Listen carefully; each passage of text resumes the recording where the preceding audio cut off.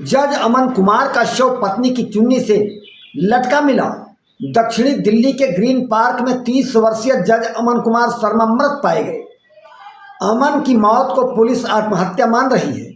अमन ने घटना से पहले पिता को फोन पर मानसिक तनाव व वैवाहिक विवाद की बात बताई थी। पिता रात में ही अलवर से दिल्ली पहुंचे। परिवार के अनुसार घर में विवाद बढ़ने के बाद अमन बाथरूम में पत्नी के दुपट्टे से लटके मिले। पुलिस पूरे प्रकरण की गंभीरता से जांच कर रही है। अमन कड़क डूमा कोर्ट में जिला प्राधिकरण के सचिव पद पर कार्यरत थे। पश्चिम बंगाल फाल्टा सीट सहित 285 मतदान केंद्रों पर 21 मई को दोबारा मतदान कराया जाएगा, जिसके परिणाम 24 मई को घोषित किए जाएंगे। चुनाव आयोग ने प्रदेश की 144 फाल्टा विधानसभा क्षेत्र में 29 अप्रैल को बड़ी संख्या में लोगों द्वारा मतदान केंद्रों पर वोटिंग के दौरान गड़बड़ियों और लोकतांत्रिक प्रक्रियाओं के उल्लंघन की शिकायतें मिलने पर यह कदम उठाया है।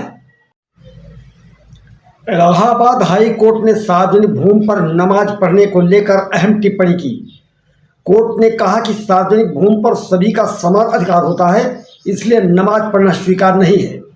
ऑल इंडिया मुस्लिम जमात के राष्ट्रीय अध्यक्ष मौलाना शहाबुद्दीन रजवी बरेलवी ने इस मामले में कोर्ट का समर्थन किया है। उन्होंने कहा, शरीयते इस्लामिया में भी ये बात स्पष्ट है कि ऐसी जगह पर नमाज नहीं पढ़ी जाए जहां कोई विवाद हो।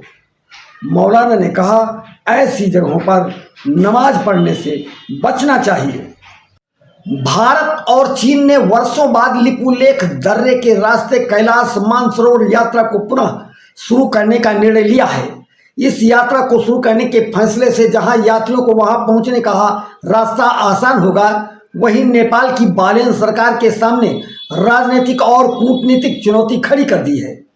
लिपुलेख दर्रा भारत, नेपाल और तिब्बत के मिलन बिंदु पर स्थित है और अहम हिमालयी दर्रा है जो लगभग 5334 मीटर ऊंचा है। यह भारतीय नक्शे में भारत का हिस्सा दिखाया जाता है और नेपाल अपने हिस्से में दर्शाता है। भारत के सीमा सड़क संगठन ने मई 2020 में कैलाश मानसरोवर यात्रा मार्ग के 80 किलोमीटर हिस्से को पूरा कर लिया था। पश्चिम बंगाल फाल्टा सीट सहित 285 मतदान केंद्रों पर 21 मई को दोबारा मतदान कराया जाएगा, जिसके परिणाम 24 मई को घोषित किए जाएंगे। चुनाव आयोग ने प्रदेश की 144 फाल्टा विधानसभा क्षेत्र में 29 अप्रैल को बड़ी संख्या में लोगों द्वारा मतदान केंद्रों पर वोटिंग के दौरान गड़बड़ियों और लोकतांत्रिक प्रक्रियाओं के उल्लंघन की शिकायतें मिलने पर यह कदम उठाया है।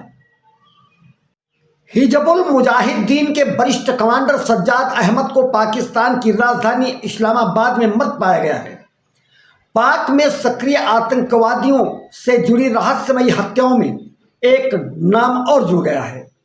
दरअसल पाक एजेंसी ISI प्रमुख असीम मलिक और असीम मुनीर को एक नॉन गनमैन ने परेशान कर रखा है। पूर्व जासूस लकी बिष्ट ने कहा है कि आए दिन पाक में कोई ना कोई आतंकवादी मौत के घाट उतर रहा है। इस्लामाबाद में चर्चा है कि एक नॉन गनमैन ने पाकिस्तानियों की नींद हराम कर रखी है। लकी बिष्ट ने कहा है कि पाक के आतंकवादियों के लिए एक संदेश है कि 1000 ताले भी उन्हें नहीं बचा सकते। जहांगीर खान के करीबियों पर कसा चुनाव आयोग का शिकंजा। पश्चिम बंगाल के दक्षिण फाल्टा में 24 परगना जिले के TMC नेताओं की धमकी के बाद चुनाव आयोग ने कड़ा एक्शन लिया। फाल्टा से TMC के विधायक जहांगीर खान के करीबियों के खिलाफ FIR दर्ज करने का आदेश दिया गया है। चुनाव आयोग ने कहा है कि अगर आदेश का पालन नहीं हुआ तो पुलिस के खिलाफ भी कार्रवाई की जाएगी। पुलिस को इलाके में हालात काबू में रखने होंगे। चुनाव आयोग के निर्देश पर प्रधान इसराफुल चकदर और इसके साथी सुजाउद्दीन के खिलाफ मामला दर्ज किया गया है। फलता के हासिम नगर में लोगों की धमकाने के आरोप में 3 टीएमसी कार्यकर्ताओं को भी गिरफ्तार कर लिया गया है। अलीपुर शेख हबीब मोल्ला को भी गिरफ्तार किया गया है। महाराष्ट्र के नागपुर में मजदूर दिवस के अवसर पर आयोजित एक सभा को संबोधित करते हुए परिवहन केंद्रीय मंत्री नितिन गडकरी ने कहा, ईंधन जैसी बुनियादी सुविधाओं का लाभ सभी को समान रूप से मिलता है, चाहे वह हिंदू हो या मुसलमान।